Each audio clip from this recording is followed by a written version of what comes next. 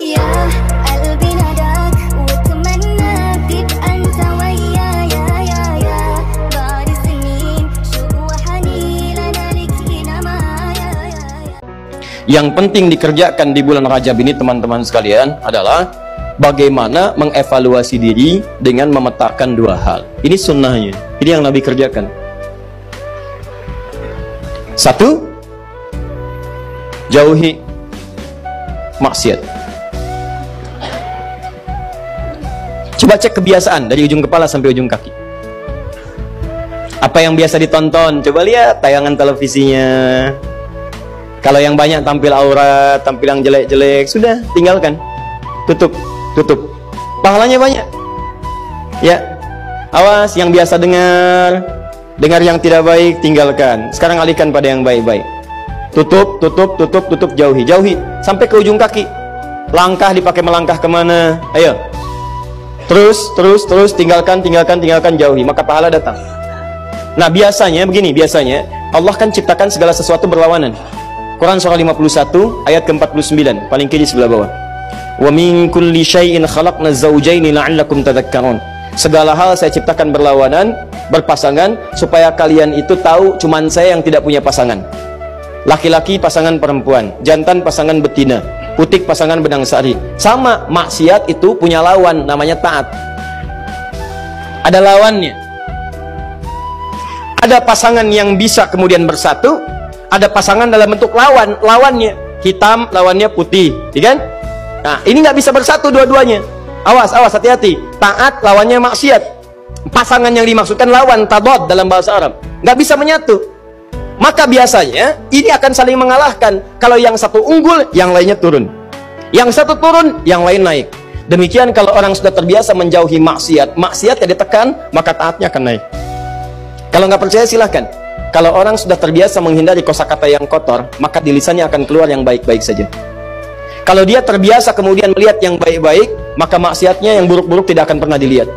Sebaliknya, kalau terbiasa melihat yang haram, maka kepada yang halal itu akan nggak suka. Saya sering katakan, kalau suami-suami sudah senang melihat wajah-wajah yang bukan mahramnya, pasti ada rasa ketidaksukaan pada istrinya. Ketika seorang suami sudah tidak senang memandang istrinya yang halal, itu berarti matanya sering dipakai melihat yang haram.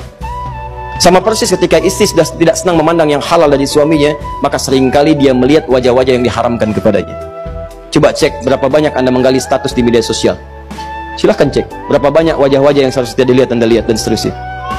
Ini gambarannya. Anda tinggalkan ini, ya, di bulan-bulan ini pahala dapatkan, maka konsekuensinya taatnya pasti akan bertambah. Ini rumus ya. Jadi mustahil ada orang meninggalkan maksiat taatnya tidak naik, itu mustahil.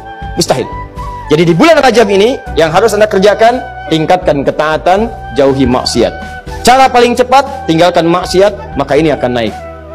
Nah, ada satu rumus yang saat ibadah ini dikerjakan, rumusnya dilakukan, maka dua-duanya ini akan segera otomatis terjadi. Saya ulang, ada satu rumus, satu jenis ibadah yang kalau Anda kerjakan ini, maka secara otomatis semua jenis maksiat akan ditinggalkan dan semua jenis ketaatan akan dikerjakan. Ibadah itu namanya puasa.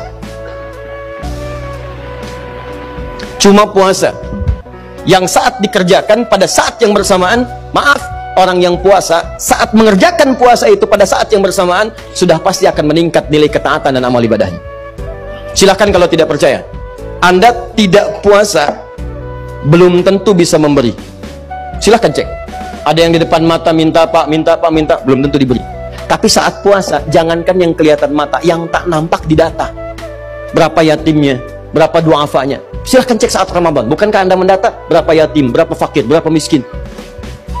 Anda kalau tidak sedang puasa, belum tentu baca Al-Quran. Tapi saat puasa, itu bisa buka dalam setiap kesempatan.